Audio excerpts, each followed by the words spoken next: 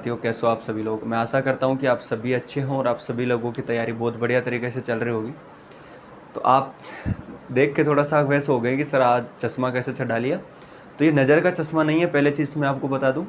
ये है कि जब आप ज़्यादा फ़ोन यूज करते हैं, सारे दिन मोबाइल पे ही काम करते हैं, मोबाइल पे पढ़ते हैं, तो मोबाइल से जो निकलने वाली जो किरणें हैं, ब्लू किरणें, जो लाइट है, वो आपके शरीर को, आँखों को बहुत ज़्यादा नुकसान पहुँचा सकती है। आप देखते होंगे कि जब आप ज़्यादा यूज करते हैं तो आपका सिर शाम तक तो इतना भारी हो जाता है, यहाँ दर्द हो जाता है, आँखों में दर्द होने लग जाता है, फिर आपका चिड़चिड़ा सा हो जाता है, यार क्या हो रहा है ऐसा ना। तो इससे बचने के लिए ये अच्छा है, और आप नॉर्मल कम रेट में आ जाता है तो आप परचेज कर लीजिए, मैंने तो बनवाया। ठीक है, चलिए आगे काम करते हैं। तो आज हम फिनिश करेंगे। देखो यार, कल क्लास जो थी हमारी उसमें आपको डेसिमल के बारे में पता नहीं चला था कि सर डेसिमल, हम कंफ्यूज हो गए, हम समझ नहीं पाए।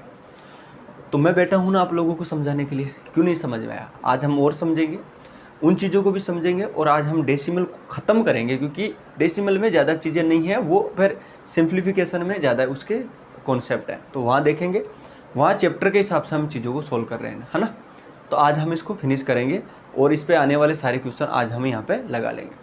आज थोड़ा आपको दिखने में भी थोड़ा सा मेरे ख्याल से ठीक दिख रहा होगा। ठीक है, तो देखिए एक बार कल हमने क्या शुरुआत करी उस पर हम काम करेंगे आज।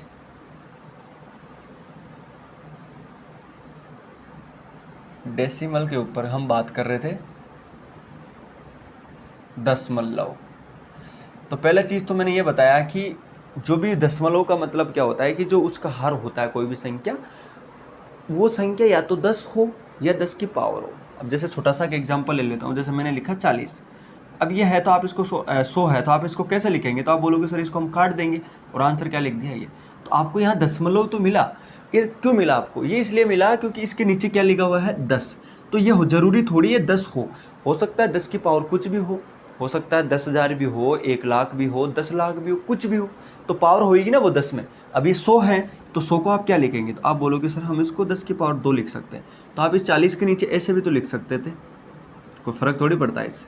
ठीक है, इसको ऐसा भी तो लिख सकते थे आप 10 गुणा 10, तो इससे क्या फ़र्क पड़ता है, कोई फ़र्क नहीं पड़ता। तो ये चीज़ें होती है, तो ये दशमलव भी इसीलिए होता है दशमलव। ठीक, तो यार हम क्या कर रहे थे, मैं आपको समझा रहा था कि दशमलव जो भिन्न होती है वो मुख्य रूप से 2 टाइप की होती है। ठीक है, 2 टाइप की होती है। कौन कौन सी होती है मैं आपको बताया था कल यहाँ पे। मुख्य रूप से 2 टाइप की है होती है। पहली कौन सी, शांत दशमलव, आराम से समझ में आ जाएगा, आज हम आगे चलेंगे, चिंता ना लो आप। शांत दशमलव जिसे हम बोलते हैं टर्मिनेट डेसिमल या टर्मिनेटिंग डेसिमल, कोई दिक्कत नहीं है, आप समझ लो। ठीक है, दूसरी जो है वो है अशांत दशमलव, भिन्न लिख लो या कुछ भी लिख लो आप। ठीक है, यहाँ भी आप भिन्न लिख सकते हैं, कोई दिक्कत नहीं। इसको हम बोलते हैं नॉन टर्मिनेटिंग डेसिमल। ठीक है, आप इसको लिख लो, यहाँ तक लिख लिया। अब आप बोलोगे सर इनमें तो हमें इतना तो पता चला है कि शांत दशमलव ये अशांत दशमलव भिन्न है। ठीक है, जिन बच्चों को समझ में नहीं आया है उनको मैं वापस समझा रहा हूँ। ठीक है, फिर हम आगे चलेंगे, चिंता ना लो आप। तो भाई इसका एग्जाम्पल क्या है, शांत दशमलव भिन्न का मतलब यह है कि अगर आप किसी संख्या में भाग देते हैं और भाग देने के बाद में पॉइंट के बाद में अगर उस संख्या में पूरा पूरा भाग चला जाता है तो हो गया शांत, यानी वो टर्मिनेट हो गया, उसका काम फिनिश हो गया। और अशांत में क्या होता है कि वो भाग पॉइंट के बाद में चला ही जाता है, वो कभी ख़त्म नहीं होता। ठीक, अब मैं आपसे एक छोटा सा एग्जाम्पल की बात करूं, जैसे मैंने कल ही एग्जाम्पल लिया था। मैं आपसे सिंपल सी बात कहूँ कि मुझे तो आप 4 में 5 का भाग दो, तो आप क्या देंगे, तो आप सिंपल सी बात है, आप बोलोगे सर देखो हम इसमें दे सकते हैं, यहाँ पे आप पॉइंट लगाए, यहाँ बना दिया मैंने 40 और 8 पंजे 40, तो ये पूरा पूरा भाग गया कि नहीं, तो आप बोलोगे हाँ सर बिल्कुल पूरा पूरा भाग चला गया है, इसमें कोई किसी प्रकार की दिक्कत नहीं। तो ये टर्मिनेट हो गया, दशमलव टर्मिनेट हो गया, यहाँ पे आगे कोई भाग देने की जरूरत नहीं। लेकिन यहाँ पे क्या होता है, थोड़ा उल्टा काम होता है। अब यहाँ पे क्या होता है, यहाँ पर मैं एक एग्जांपल लेता हूँ। देखो मैं बोलता हूँ कि आपको 6 में 11 का भाग देना है, तो आप बोलेंगे हाँ सर बिल्कुल देंगे भाग। तो आप कैसे देंगे, तो आप देंगे सर देखिए यहाँ जाता नहीं है, यहाँ मैंने ये पॉइंट लगा के 0 चिपका दिया है, तो कितनी बार गया, आप बोलोगे सर देखो इसमें 60 है तो 11 पंजे 55 गया, ठीक है। तो फिर कितना बच गया, तो आप बोलोगे सर 5 बच गया, 50 हो गया, 50 में 11 का कितनी बार गया, आप बोले 4, ठीक है, 4 हो गया। फिर कितना बच गया, 6, फिर वापस कितना हो गया 60, तो फिर 5 और फिर 4। तो ये संख्या इस तरीके से चलती जा रही है, ठीक है। आपको यहाँ तक ये दिख पा रहा होगा अच्छे से, ठीक है। पॉइंट 54 ऐसे ये संख्या जा रही है। तो आप मुझे ये चीज़ बताइए, यहाँ पे ये शांत थोड़ी हुआ, तो आप बोलोगे सर ये शांत नहीं हुआ, ठीक है, ये चलता ही जा रहा है। तो ये चीज़ आपको समझ में आ गई है ना। अब ध्यान से समझने वाली बात है कि अब जो अशांत दशमलव भिन्न होती है, यानी नॉन टर्मिनेट डेसिमल जो होता है, ये 2 प्रकार की होती है। 2 प्रकार की कौन सी, यहाँ देख लीजिए, ठीक है। अब यहाँ पे आगे चलते हैं हम, हमारा काम यहाँ फिनिश होने वाला है। अशांत दशमलव भिन्न, अब ये 2 तरीके की होती है, ठीक है।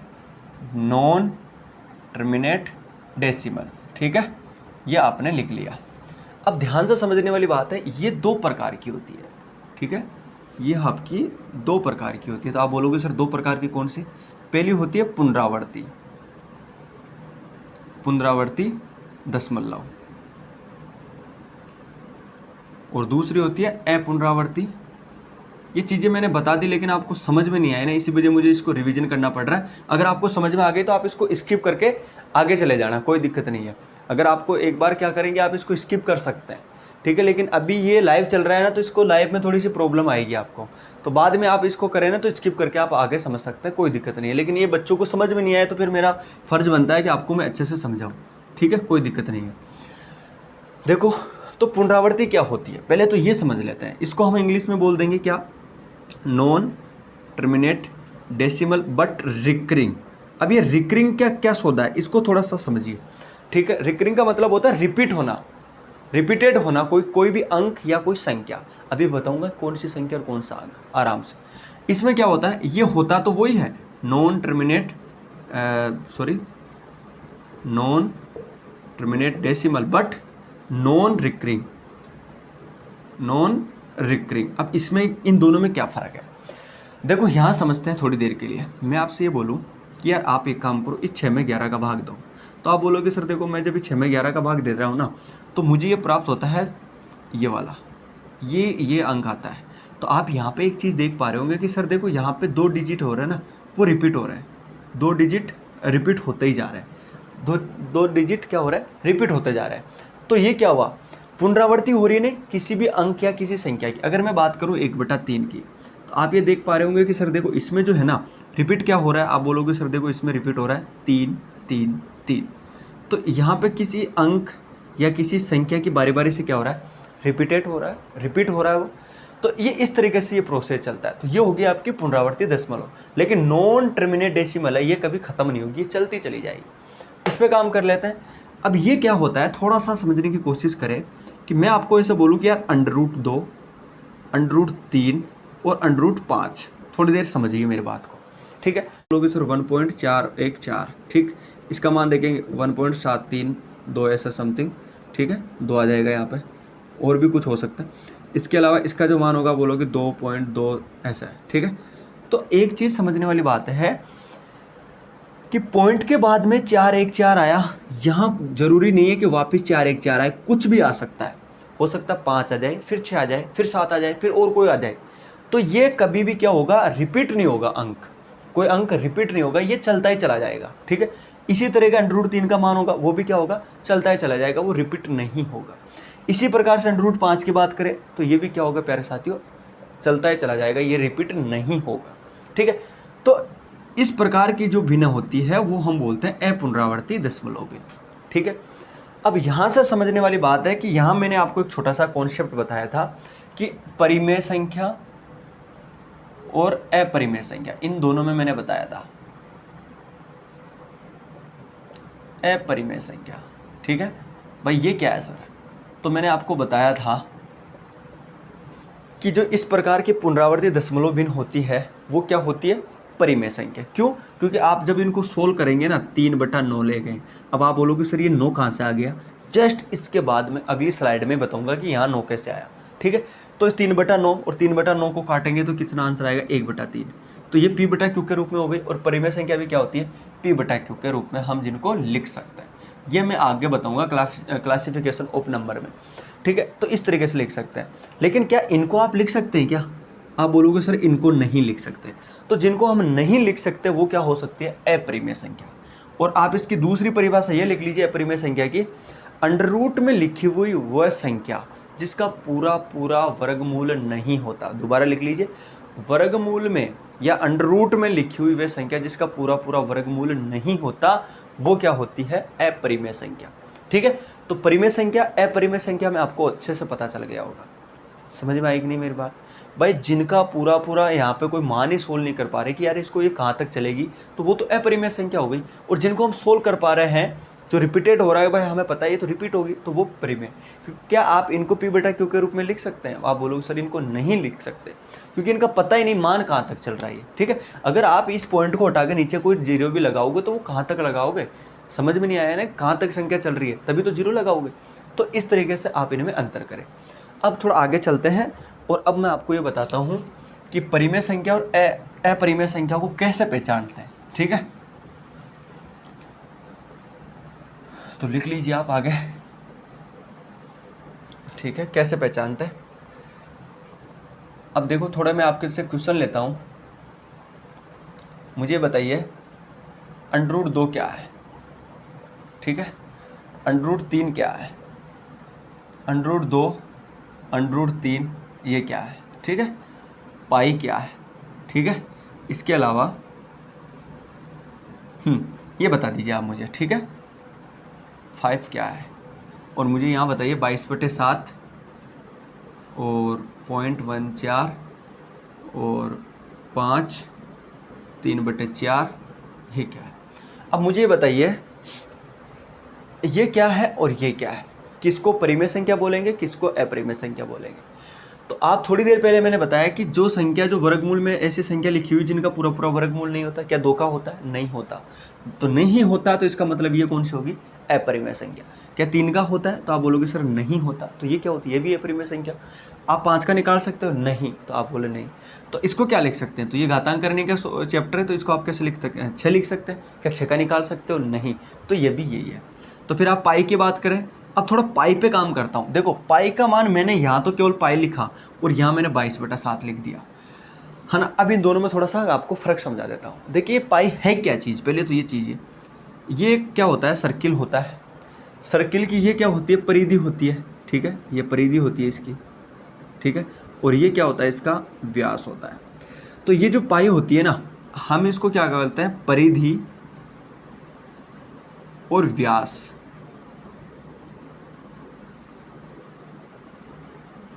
व्यास ये परिधि होती है इसकी 22 और इसका व्यास होता है 7। ये वहाँ से बचपन से इनको कैलकुलेट किया था, कुछ इसको सोचा था जो गणितज्ञ थे कि यार ऐसा होता है, कोई भी सर्किल होता है उनका जो रेशियो होता है परिधि और व्यास का वो 22/7 ही हमें मिलता है। आप कोई भी सर्किल खींच लेना उसका रेशियो इसी प्रकार से हमें मिलता है, ठीक है। तो वहाँ से ये पाई आई, तो वहाँ से इसको पाई को जो मान दे दिया सीधा सीधा 22/7 दे दिया। लेकिन जब आप इस 22/7 को सोल्व करेंगे ना, तो एक लिमिट के बाद में ये अंक वापस क्या हो जाते हैं, रिपीट होने लग जाते हैं। जब एक लिमिट के बाद में जब ये अंक रिपीट होने लग जाएंगे ना, तो फिर वो क्या बन जाएगी, परिमेय संख्या बन जाएगी, क्योंकि बार लगा के हम उनको सोल्व कर लेंगे। बार कैसे लगाते हैं वो मैं आगे बताऊंगा। अब पाई की बात करें, यहाँ पे जो पाई की मान होगी वो होगी 3.14, ठीक है। इस तरीके से ये चलती रहती है, ठीक है। इसका कोई भी अंक वापस क्या नहीं होता, रिपीट नहीं होता। तो इस पाई में और इस 22/7 में बहुत अंतर है। इसमें रिपीट नहीं होता, सॉरी, इसमें रिपीट हो जाता है, इसमें रिपीट नहीं होता। और जिसमें रिपीट हो जाता है वो परिमेय संख्या, जिसमें रिपीट नहीं होता वो अपरिमेय संख्या। तो आपको यहाँ तक ये चीज़ें समझ में आ गई। तो अगर ये चीज़ें आपको समझ में आ गई है तो अब एक छोटा सा क्वेश्चन मुझे बता दीजिए, ठीक है। फिर मैं आगे वाले कॉन्सेप्ट पे चलता हूँ। हम क्वेश्चनों को एक साथ सोल्व कर लेंगे, कोई दिक्कत नहीं है। मैं आपसे ये पूछूँ, क्वेश्चन बताइए, निम्न में, क्या दिख पा रहा आपको सही, निम्न में से कौन अपरिमेय है, अपरिमेय है, अपरिमेय संख्या है। तो मैं आपसे ऑप्शन दे दूं पाई, ठीक है, और मैं ये दे दूं 3.14 और 2, ठीक। और फिर मैं आपको दे दूँ 22/7 और 0.5। तो आप मुझे बताइए तो इस किस पे आंसर लगाओगे? तो आप बोलोगे सर पाई, क्योंकि आप इसको पॉइंट लगा के सोल्व कर लोगे, नीचे कितने 3 जीरो चिपका दोगे, ये वैसे ही होता है। और इसको आप क्या बना दोगे? तो आप बना दोगे 5 को 10, ठीक है। तो इस तरीके से सोल्व कर सकते हो ना? तो आप बोलोगे सर हाँ बिल्कुल सोल्व कर सकते हैं। तो इस तरीके से क्वेश्चन आएंगे, कई सारे क्वेश्चन आएंगे जहाँ पे हम प्रैक्टिस करेंगे, चिंता मत करो आप, ठीक है। थोड़ी इंक खत्म हो गई, इंक डाल लेते हैं, कोई दिक्कत नहीं है, बस आपको प्रैक्टिस करने की ज़रूरत पड़ेगी।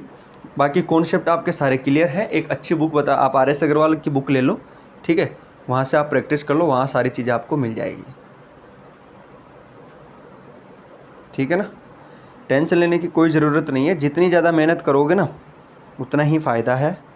अब अगला कॉन्सेप्ट हेडिंग डालो आप, हम अगले कॉन्सेप्ट पे काम करेंगे, ठीक है।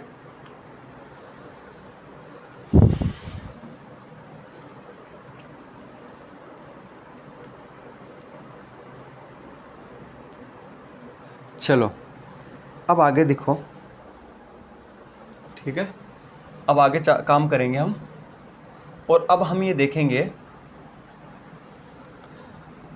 कि अगर कोई संख्या बारी बारी से रिपीट हो रही है तो उस पर बार कैसे लगाते हैं और बार कैसे हटाते हैं, ठीक है। यानी कहने का मतलब है पुनरावृत्ति जो भिन्न होती है उस पर आधारित प्रश्न, ठीक है। तो आप लगा लीजिए यहाँ पे हेडिंग, पुनरावृत्ति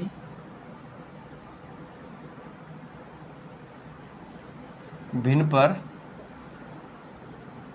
आधारित प्रश्न, ठीक है। यह आप हेडिंग लगा लो।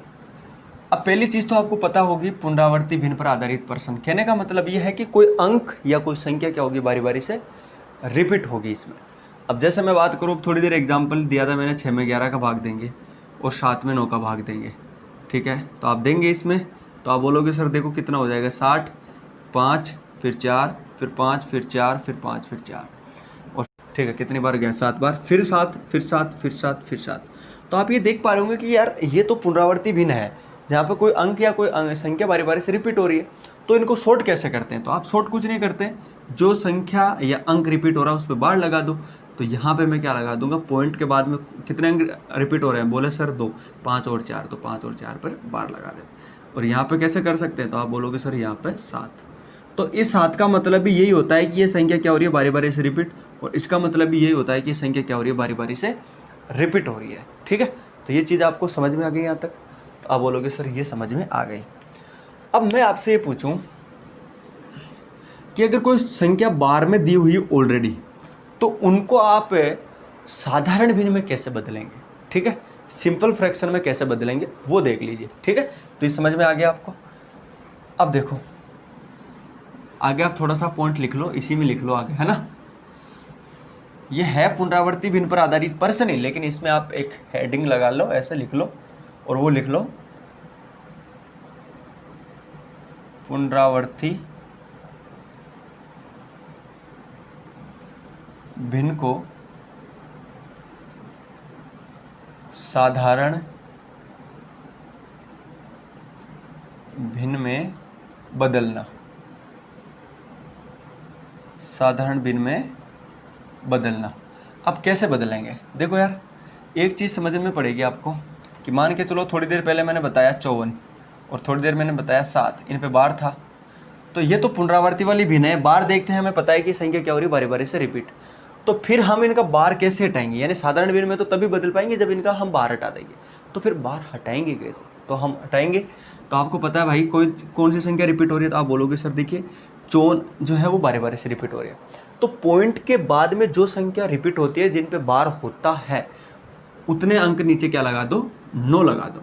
तो आप 54 के नीचे क्या लगा देंगे, 2 बार 9 लगा देंगे, क्यों? 2 अंक रिपीट हो रहे हैं, जितने अंक रिपीट हो रहे हैं उतने ही 9 लगा दो। यहाँ कितने रिपीट हो रहे हैं? तो आप बोलोगे सर 7 रिपीट हो रहे हैं, तो यहाँ पे 9 लगा दो। तो अब आप एक चीज़ बताइए, क्या ये साधारण भिन्न है कि नहीं? तो आप बोलोगे बिल्कुल सर साधारण भिन्न है। तो आप समझ गए ना इन क्वेश्चनों को कैसे सोल्व करते। अब मुझे ये बताइए, तो एक नॉर्मल है, अगर मैं आपसे ये दे दूँ कि बताइए अगर ऐसी कोई संख्या हो तो उसको साधारण में कैसे बदलेंगे, ठीक है। इसके अलावा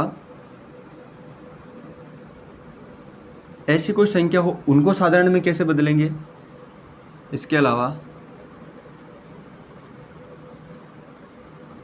ऐसी कोई संख्या हो उनको साधारण भिन्न में कैसे बदलेंगे। तो दोनों टाइप के क्वेश्चन हो गए, पॉइंट के बाद में कुछ अंक हो और दोनों संख्या पे क्या हो 12 हो, ठीक है, दोनों अंक पे 12 हो, इसके बाद में कुछ अंकों पे 12 हो कुछ पे नहीं हो और यहाँ पे हो सकता है एक से ज़्यादा अंकों पे 12 हो, तो उनको कैसे सोल्व करें। तो ध्यान से समझने वाली बात है मेरे प्यारे साथियों। मिटा दो इसको, तो आप बोलोगे सर मिटा दो, चलो मिटा देते हैं। फिर देखो आपको कुछ नहीं करना, इनको बोलते हैं मिश्र भिन्न वाले क्वेश्चन, ठीक है। और मिश्र भिन्न को मैंने आपको बताया था कैसे सोल्व करते हैं। पहले तो इसका मतलब समझो कि इसको हम लिखेंगे कैसे है। तो भाई ये जो लिखा हुआ है ना, ये ऐसा लिखा हुआ है, ऐसे इस टाइप से ये लिखा हुआ है, ठीक है, यहाँ पे पॉइंट है।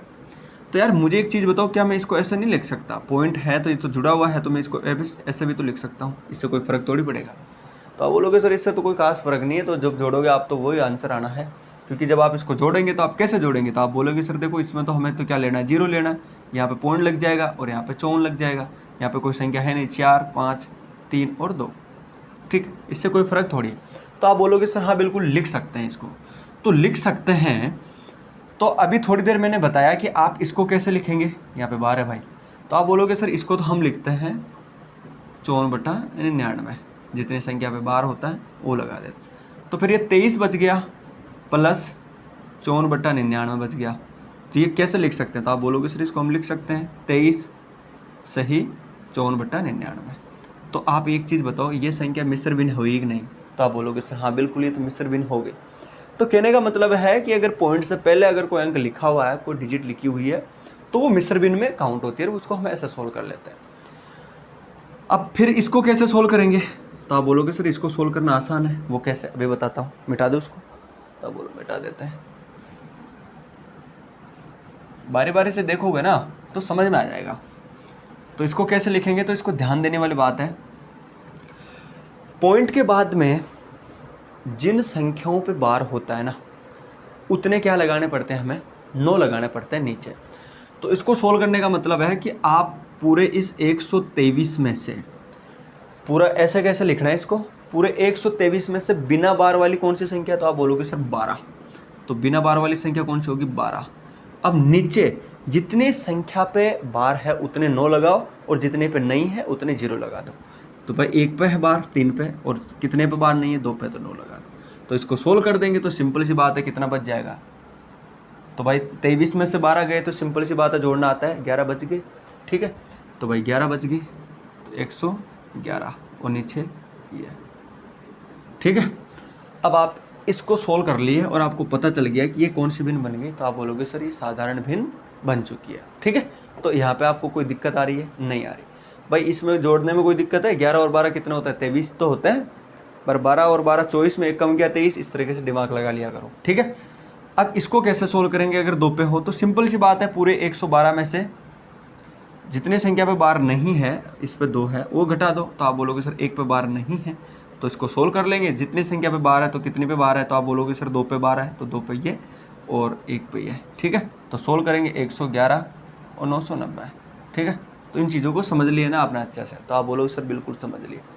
तो मैं उम्मीद करता हूँ कि ये कॉन्सेप्ट आपको समझ में आ गया होगा, आ गया ना।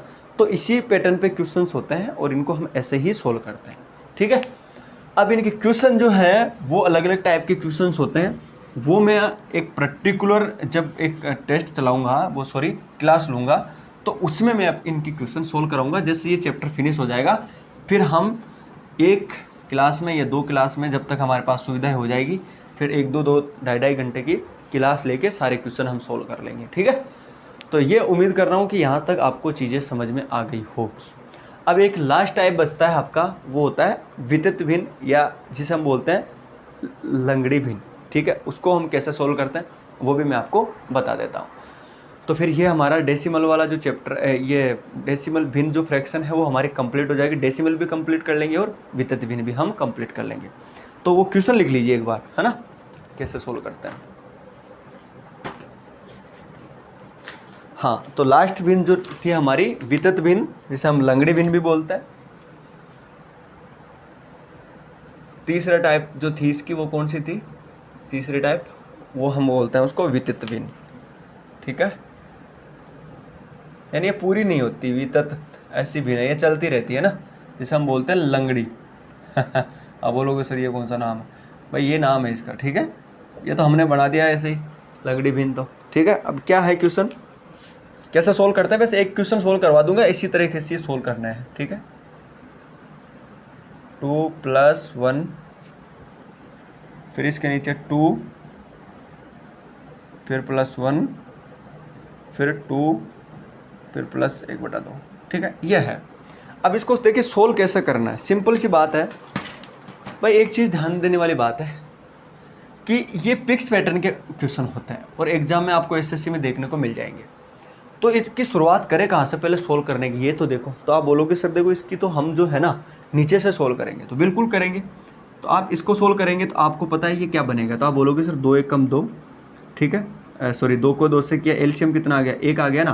तो 1 का भाग 2 में किया 2 बार, 2 को 2 से किया 4 और 4 में 1 जोड़ दिया 5/2। तो आप बोलोगे सर इस नीचे वाले का जो आंसर निकल के आ गया वो कितना आ गया, 5/2, ठीक है। तो आपको पता चल गया इसका आंसर निकल के कितना आ गया, आप बोलोगे सर इसका आंसर आ गया 5/2 निकल के आ गया, ठीक है। तो क्या मैं फिर यहाँ पे 5/2 लिख सकता हूँ, तो आप बोलोगे सर बिल्कुल लिख सकते हैं, यहाँ पे कोई दिक्कत नहीं है। इसकी जगह आप 5/2 लिख सकते हैं, 5/2 लिख सकते हैं। अब आपको एक चीज़ समझ में आनी चाहिए कि ये दो अलग हैं, ये दो अलग हैं। ये जो 1 के बटे में लिखा हुआ है 5/2, तो ये ऊपर चला जाएगा तो ये कैसे बन जाएगा, तो आप बोलोगे सर ये है ना 2/5 बन जाएगा, ठीक है। अब इसको सोल्व करते हैं, तो इसको जब इतने से को सोल्व करेंगे तो आप 5 दूनी 10 और ये 12/5 बन जाएगा। समझ में आ गई ये बात। तो इसकी जगह मैं क्या लिख सकता हूँ, तो आप बोलोगे सर 12/5 लिख सकते हैं। तो 12/5 लिख सकते हैं, तो यहाँ पे कितना हो जाएगा 5 और यहाँ पे कितना हो जाएगा 12। क्लियर, यहाँ तक समझ में आ गया आपको बात। अगर ये नहीं समझ में आया तो बारी बारी से वीडियो देख लीजिए, आ जाएगा। अब इसको क्या लिख सकते हैं, तो आप बोलोगे सर इसको हम आराम से 24/29 12 दूना 24 और 5 कितने हो गए, तो आप बोलोगे सर 29/12 हो गए। और ये जब ऊपर हो जाएंगे तो ये कितने बन जाएंगे, तो आप बोलोगे सर ये तो सिंपल सी बात है 12/29 बन जाएंगे। अब क्या बच गए ये। अब आपको एलसीएम लेना है, तो एलसीएम जब आप लेंगे तो कितना आएगा 29, और 29 को 2 से करेंगे तो ये कितने हो जाएंगे 58, 58 और 12 कितने हो गए, आप बोलोगे सर, और यहाँ कितने हो जाएंगे ये। तो भाई ये इसमें कितनी बार गया भाग, तो आप बोलोगे सर 2 बार चला गया, और 2 बार चला गया तो बच कितने गए 58, यानी 12 बच गए, तो 12/29। तो ये इस तरीके से इन क्वेश्चनों को हम सॉल्व करते हैं। इनकी प्रैक्टिस करो आप, इनकी प्रैक्टिस करो, इस वीडियो को बारी बारी से वॉच करो, फिर से देखो इसको क्वेश्चन को कि हम कैसे इसको सोल्व कर सकते हैं, ठीक है। तो आज की क्लास को हम यहीं स्टॉप करते हैं, और ये हमारी फ्रैक्शन कंप्लीट हो चुकी है, ठीक है। फ्रैक्शन कंप्लीट हो चुकी है, इनके क्वेश्चन सोल्व करना बुक से, ठीक है। बुक कोई सी भी लेना, कोई पर्टिकुलर बुक ले लेना, वैसे RS अग्रवाल की बुक अच्छी है, वो ले लेना, उसमें जाके आप इन क्वेश्चनों को आराम से सोल्व कर सकते हैं, कोई दिक्कत नहीं है, ठीक है। तो उम्मीद करता हूँ कि ये हमारी फ्रैक्शन कंप्लीट हो गई। अब हम नए ही कॉन्सेप्ट सीखेंगे, ठीक है। धन्यवाद।